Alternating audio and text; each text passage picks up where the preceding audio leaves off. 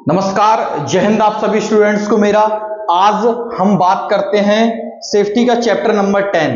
आज सेफ्टी का chapter number 10 है, तो सेफ्टी का चैप्टर नंबर 10 हमारा क्या है तो मेरे प्यारे दोस्त यहां से समझेंगे। सेफ्टी का chapter number 10 building construction work. आज का जो चैप्टर है हमारा वह है बिल्डिंग कंस्ट्रक्शन वर्क, या हम जिसको कंस्ट्रक्शन वर्क भी कहते हैं, ओनली कंस्ट्रक्शन वर्क। ये कंस्ट्रक्शन वर्क के ऊपर हमारी ये वीडियो है। कंस्ट्रक्शन वर्क से रिलेटेड हम इस वीडियो में पढ़ेंगे कि कंस्ट्रक्शन साइट पे हमें कौन कौन सी सेफ्टी देखनी होती है, क्या क्या चीजें मुझे देखनी होती है एक सेफ्टी ऑफिसर होने के नाते। हम साइट पर क्या क्या चीजें ऑब्जर्व करेंगे, साइट पे क्या क्या हजार्ड्स होते हैं, क्या क्या सेफ्टी प्रिकॉशंस हमें लेना होता है। सबसे पहले तो मैं आपको बता दूं मेरे प्यारे दोस्त, हम आपको स्टार्टिंग में पढ़ाएंगे क्या। सबसे पहले तो हमें ये जानना जरूरी है कि कंस्ट्रक्शन वर्क होता क्या है। इसके बाद में हम देखेंगे सेफ्टी कंस्ट्रक्शन वर्क में क्या देखनी होती है, कौन कौन से खतरे होते हैं वर्क करने के दौरान, और कौन कौन से सेफ्टी प्रिकॉशन हमें लेना चाहिए मेरे प्यारे दोस्त। और कंस्ट्रक्शन वर्क साइट पर कौन कौन से कार्य होते हैं वो हम सभी के बारे में जानकारी लेंगे। तो मेरे लाल आज हम सिर्फ और पढ़ेंगे क्या, वो पढ़ेंगे हम कि बिल्डिंग कंस्ट्रक्शन वर्क किसे कहते हैं या कंस्ट्रक्शन वर्क किसे कहते हैं, एंड बिल्डिंग कितने प्रकार की होती हैं, बिल्डिंग कितने प्रकार की होती हैं, कंस्ट्रक्शन बिल्डिंग कितने प्रकार की होती हैं, ये हम पढ़ेंगे। हम सीखेंगे कि बिल्डिंग कितने मीटर से स्टार्ट होती है, हाई राइज बिल्डिंग किसे कहते हैं। नेक्स्ट हम इसमें सीखेंगे कि कंस्ट्रक्शन वर्क में कौन कौन से हजार्ड और कौन कौन से वर्क होते हैं। तो मेरे प्यारे दोस्त सबसे पहले समझ लेते हैं, स्टार्ट करते हैं कहानी को मेरे लाल दो लाइनों के साथ स्टार्ट करते हैं। तो वो दो लाइनें क्या हैं कि घमंड न करना, जिंदगी में तकदीर बदलती रहती है और शीशा वही रहता है मेरे प्यारे लाल, याद रखना शीशा वही रहता है, बस तस्वीर बदलती रहती है। क्या बदलती रहती है मेरे लाल? तस्वीर बदलती रहती है। एक बार फिर से दोहरा देता हूं कि घमंड न करना, जिंदगी में तकदीर बदलती रहती है और शीशा वही रहता है, बस तस्वीर बदलती रहती है। हम अपनी क्लास की तरफ बढ़ते हैं मेरे लाल इन्हीं दो लाइनों के साथ। तो मेरे लाल आज की हमारा टॉपिक आपको पता ही है क्या है, सेफ्टी का चैप्टर नंबर 10 है हमारा ये बिल्डिंग कंस्ट्रक्शन वर्क। चैप्टर का नाम है या कंस्ट्रक्शन वर्क साफ साफ लिखा हुआ है बिल्डिंग कंस्ट्रक्शन वर्क या भवन निर्माण कार्य, या इसको ओनली निर्माण कार्य भी कहते हैं। मेरे प्यारे दोस्त देखेंगे what is construction work. Construction work किसे कहते हैं, कंस्ट्रक्शन वर्क किसे कहते हैं या बिल्डिंग कंस्ट्रक्शन वर्क किसे कहते हैं, एक ही बात है, कोई दिक्कत कोई परेशानी वाली बात नहीं है। तो देखेंगे क्या होता है। कंस्ट्रक्शन का मतलब होता है कि किसी चीज का निर्माण करना या बनाना होता है। भाई कंस्ट्रक्शन का मतलब क्या होता है, तो मेरे लाल कंस्ट्रक्शन का मतलब होता है किसी भी चीज को बनाना या निर्माण करना, जैसे कि किसी घर का निर्माण करना, किसी बिल्डिंग। आगे पढ़ते हैं क्या लिखा हुआ है कि कंस्ट्रक्शन का मतलब होता है किसी चीज का निर्माण करना या बनाना। जब किसी बिल्डिंग हाउस मतलब किसी बिल्डिंग, किसी ऊंची बिल्डिंग को बनाया जाता है 10 मंजिल, 20 मंजिल, 30 मंजिल, 40 मंजिल या 40 स्टोरी बोलते हैं। आपने देखा होगा बड़ी बड़ी ऊंची ऊंची बिल्डिंगें होती है, जैसे मुंबई में, दिल्ली में, गाजियाबाद में, नोएडा में, बड़े बड़े शहरों में, बेंगलोर जैसी जगह पे बहुत बहुत बड़ी बड़ी बिल्डिंग आपने देखी होंगी। 10 मंजिल, 20 मंजिल, 30 मंजिल, 50 मंजिल, ऐसे आपने बहुत बहुत बड़ी बिल्डिंग्स देखी होंगी। उसी बिल्डिंग की बात हो रही है। तो बिल्डिंग हाउस मतलब घर जिसमें लोग रहते हैं, रोड, पुल, इंडस्ट्री आदि का निर्माण कार्य बजरी, सीमेंट, पत्थर, बजरी, ईंट, देखो लिखा हुआ है बजरी, ईंट, पत्थर, सीमेंट, रेत।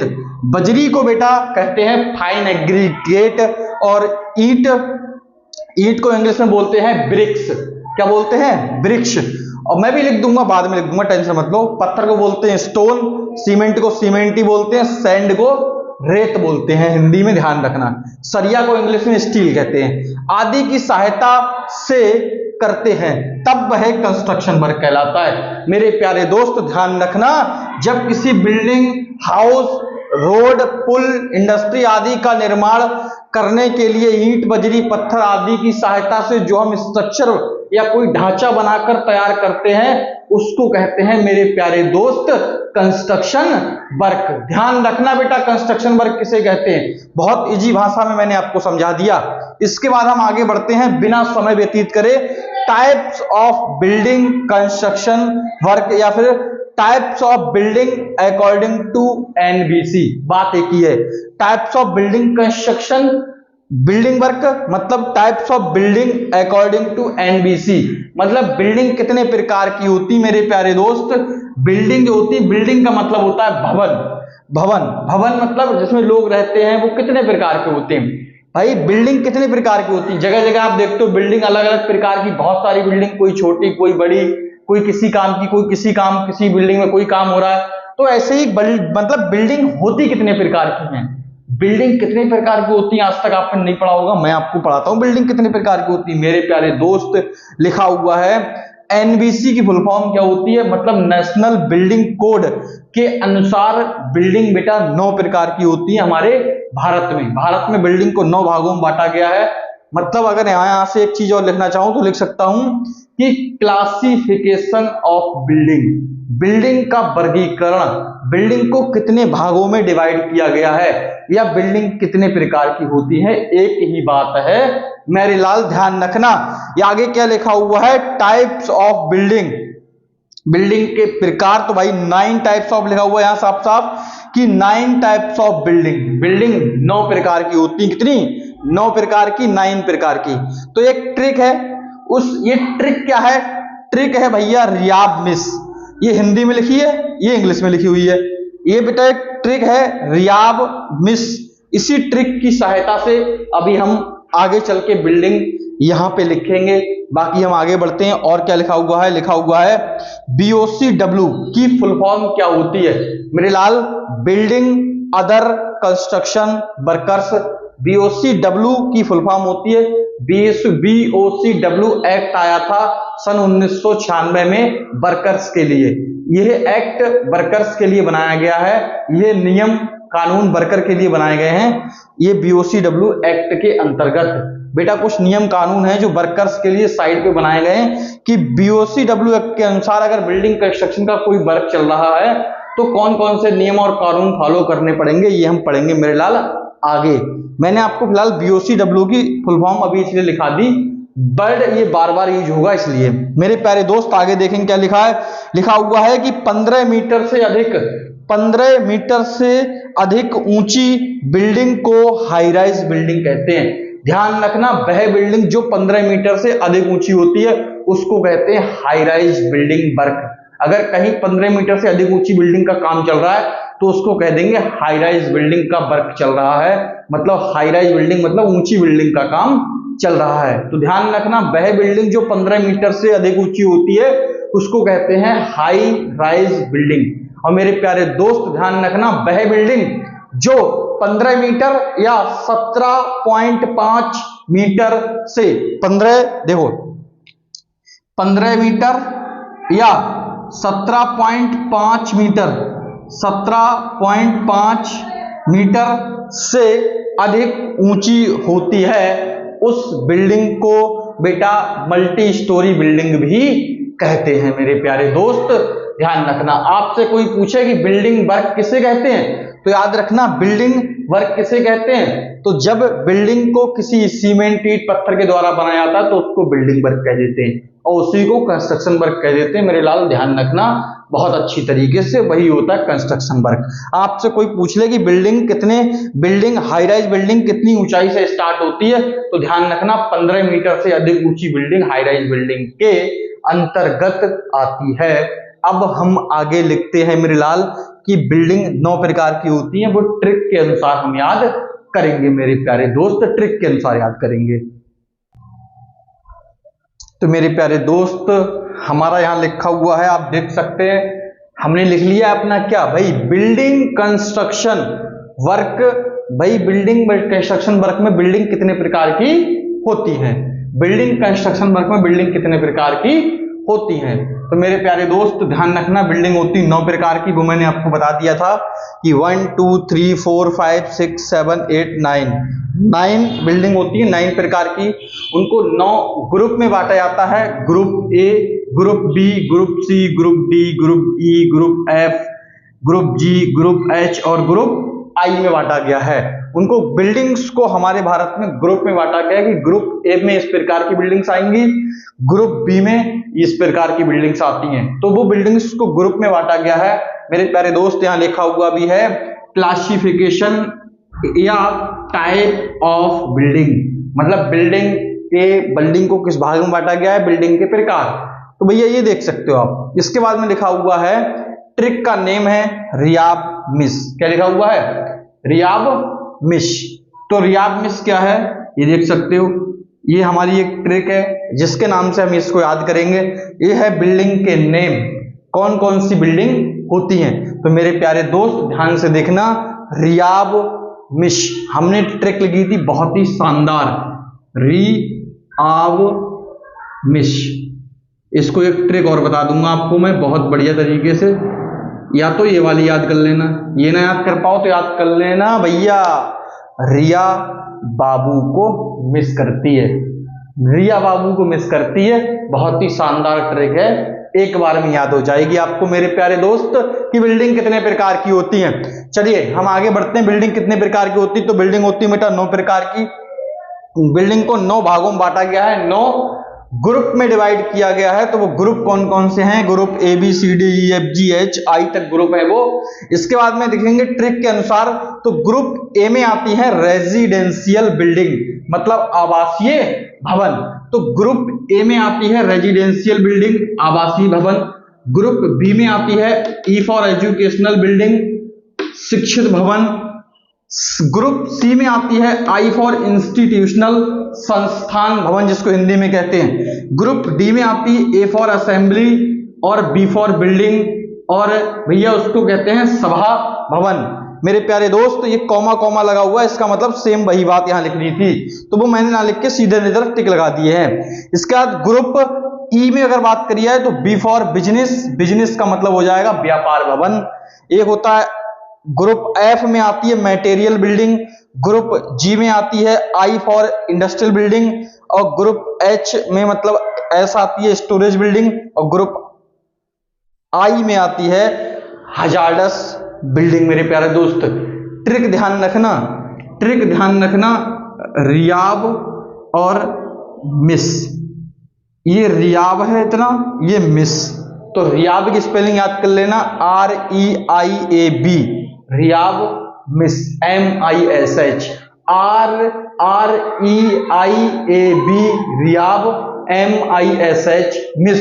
तो मेरे प्यारे दोस्त हो जाएगा रियाब मिस। R फॉर हो जाएगा रेजिडेंशियल बिल्डिंग, E फॉर हो जाएगा एजुकेशनल, I फॉर हो जाएगा इंस्टीट्यूशनल, और B फॉर हो जाएगा बिजनेस, M फॉर हो जाएगा मटेरियल, I फॉर मेरे दोस्त हो जाएगा इंडस्ट्रियल, S फॉर हो जाएगा स्टोरेज, और H फॉर हो जाएगा हजार्डस। क्या हो जाएगा? हजार्डस हो जाएगा मेरे दोस्त।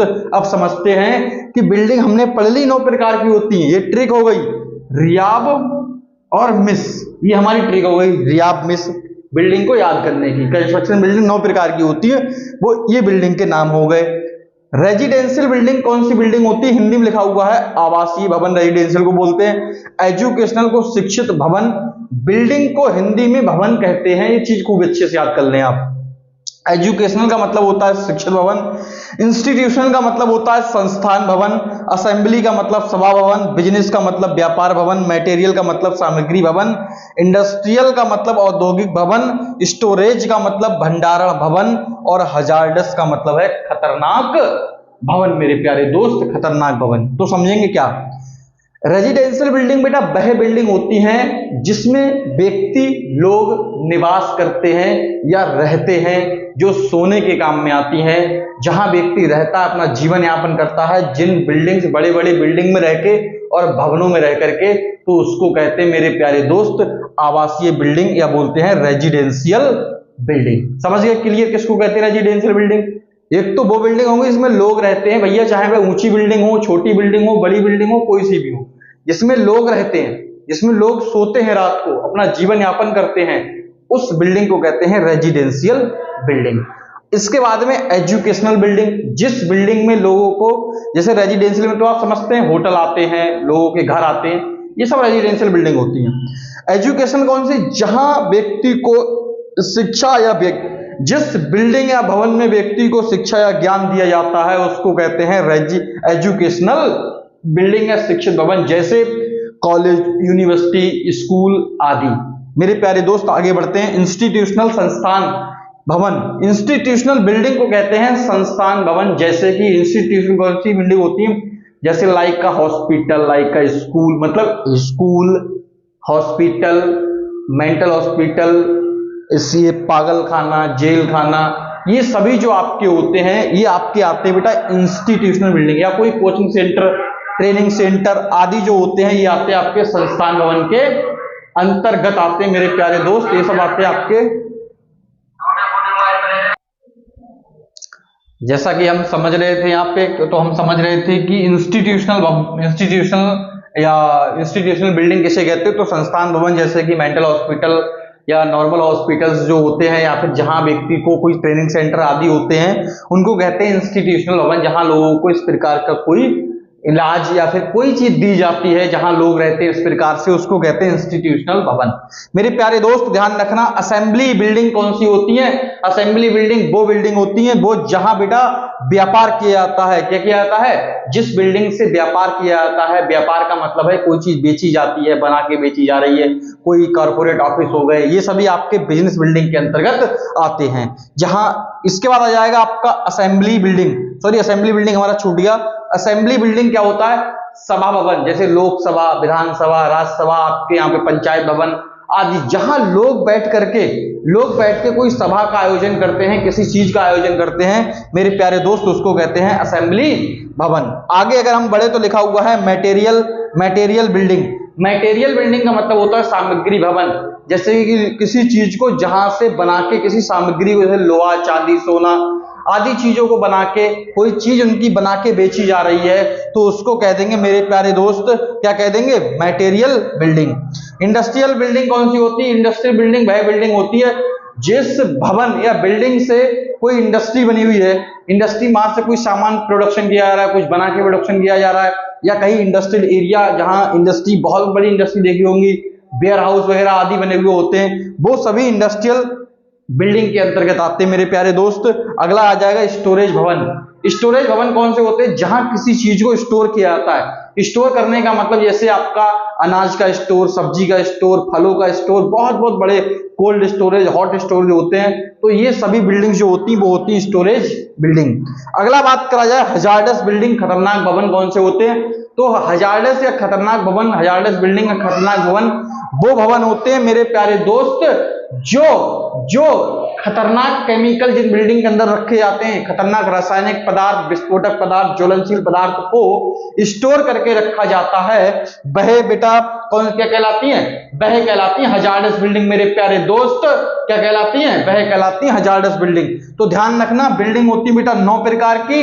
कितनी प्रकार की होती है बिल्डिंग, बेटा 9 प्रकार की होती है। ध्यान रखना, ट्रिक है ये रियाव और मिश बिल्डिंग को याद करने की। Residential, educational institution, assembly, business, material, industrial, storage और हजार्डस, ये ट्रिक याद कर लोगे तो मेरे प्यारे दोस्त ये भी याद कर लोगे। ध्यान रखना, यहां याद करना rehab, REIAB rehab, MISH miss, मेरे प्यारे दोस्त बहुत आसानी से आपको याद हो जाएगा। अब हम बात करते हैं अगले, मेरे प्यारे दोस्त अगले क्या बात करेंगे, हम इसमें देखेंगे कि बिल्डिंग कंस्ट्रक्शन वर्क में कौन कौन से कार्य किए जाते हैं। बिल्डिंग कंस्ट्रक्शन वर्क करने के अंतर्गत कौन कौन से वर्क आते हैं मेरे प्यारे दोस्त, वो हम देखेंगे इसमें भी कौन कौन से वर्क आते हैं। तो बिल्डिंग कंस्ट्रक्शन वर्क करने के दौरान मोस्टली बेटा कौन कौन से वर्क होते हैं, तो यहाँ पे लिखे हुए हैं कि बिल्डिंग कंस्ट्रक्शन वर्क के करने के दौरान जो वर्क होते हैं निम्नलिखित वो कौन कौन से वर्क होते हैं, तो ये होते हैं, लिखा हुआ है कि बिल्डिंग कंस्ट्रक्शन वर्क के अंतर्गत कौन कौन से कार्य आते हैं।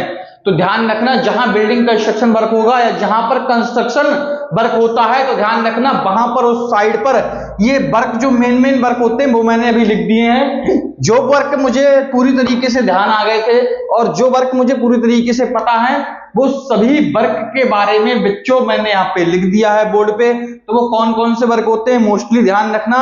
सबसे पहले तो कहीं भी कंस्ट्रक्शन वर्क होगा तो सबसे पहले होगा एक्सकावेशन वर्क। क्या होगा? सबसे पहला होगा एक्सकावेशन वर्क मेरे लाल।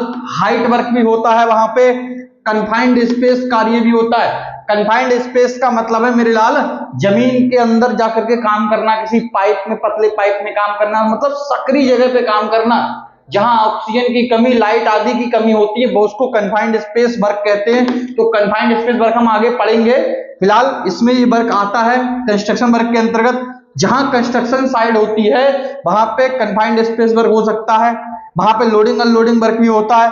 वहां पे लोडिंग अनलोडिंग वर्क का मतलब किसी मटेरियल को लॉरी मतलब ट्रक में रखना और उसमें से उतारना, वही कहलाता है loading unloading work. Manual material handling का मतलब है व्यक्ति जब अपने हाथों से उठा के सामान को एक जगह से दूसरे स्थान तक ले जाते हैं तो उसको कहते हैं मैनुअल मटेरियल हैंडलिंग।